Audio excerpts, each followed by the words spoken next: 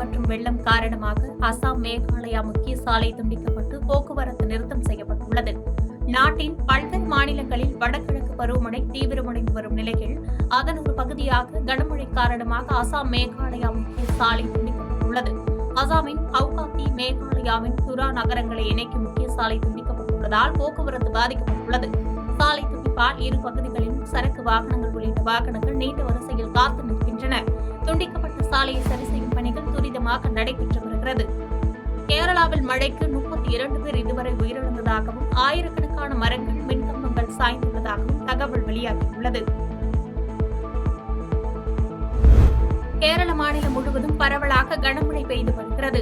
குறிப்பாக கண்ணூர், காசர்கோடு, மலப்புரம், வயநாடு, கோட்டயம், பத்தனம்திட்டா ஆகிய மாவட்டங்களில் வழக்கத்தை விட 6 மடங்கு மழை பொழிந்துள்ளது. மழையுடன் சூறைக்காற்றும் வீசுவதால் மரங்கள் முறிந்து விழுந்து ஏராளமான வீடுகள் சேதமடைந்துள்ளன.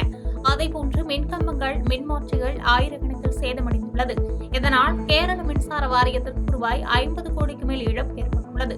மேலும் மழை காரணமாக மாநிலம் முழுவதும் இதுவரை 32 பேர் உயிரிழந்துள்ளதாக தகவல் வெளியாகியுள்ளது.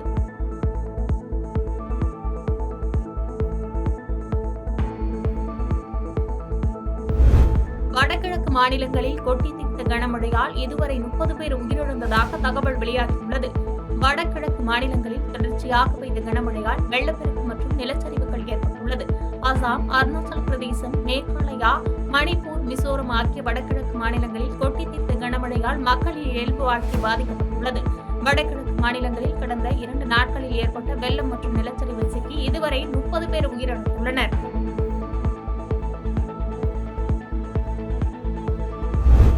நைஜீரியா நாட்டின் மார்க்கெட் நகரான மோக்வா மழை வெள்ளத்தில் மூழ்கியது. இதில் குறைந்தது 111 பேர் உயிரிழந்துள்ளனர் என அதிகாரிகள் தெரிவித்தனர். மோக்வா நகருக்கு அருகில் உள்ள அணை உடைந்ததால் நகருக்குள் வெள்ளம் புகுந்து நிலைமையை மேலும் மோசமாக்கியது. பல மணி நேரம் தொடர்ந்து பெய்த கனமழையினால் மோக்வா நகர் வெள்ளத்தில் தத்தளித்த நேரத்தில் அணை உடைந்து தண்ணீர் நகருக்குள் புகுந்ததால் உயிரிழப்பு அதிகமானது. பல வீடுகள் நீரில் மூழ்கின. சாலை போக்குவரத்தும் துண்டிக்கப்பட்டது. கனமழை காரணமாக ஏராளமான மக்கள் பாதுகாப்பான இடத்திற்கு அழைத்து செல்லப்பட்டனர். இந்நிலையில் நைஜீரியாவில் வெள்ளத்தில் சிக்கி இதுவரை 151 பேர் உயிரிழந்ததாக தகவல் வெளியாகியுள்ளது. மேலும் பலர் மாயமாக்கி உள்ளதால் உயிரிழப்பு எண்ணிக்கை அதிகரிக்கக்கூடும் என்று அஞ்சப்படுகிறது. மத்திய அரசு நாட்டை தவறாக வழிநடத்துகிறது என்று காங்கிரஸ் கட்சியின் தேசிய தலைவர் மல்லிகார்ஜுன கார்கே குற்றம் சாட்டியுள்ளார். முதன்முறையாக இந்தியா தரப்பிலிருந்து விமானம் இழக்கப்பட்டது ஒப்புக்கொள்ளப்பட்டுள்ளது.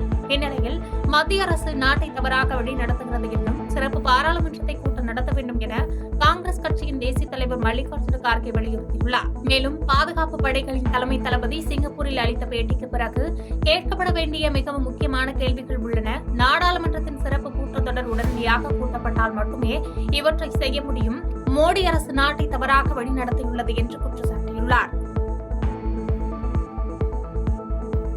செய்திகளை உடனுக்குடன் தெரிந்து கொள்ள கீழ்கண்ட கேபிள் மற்றும் டிடிஎச் நெட்வொர்க்குகளில் எம்நாடு செய்தி தொலைக்காட்சியை காணுங்கள். பாதகம் செய்பவரை கண்டால் நாம் பயம் கொள்ளலாகாது பாப்பா. மோதி மிதித்துவிடு பாப்பா, அவர் முகத்தில் உமிழ்ந்துவிடு பாப்பா.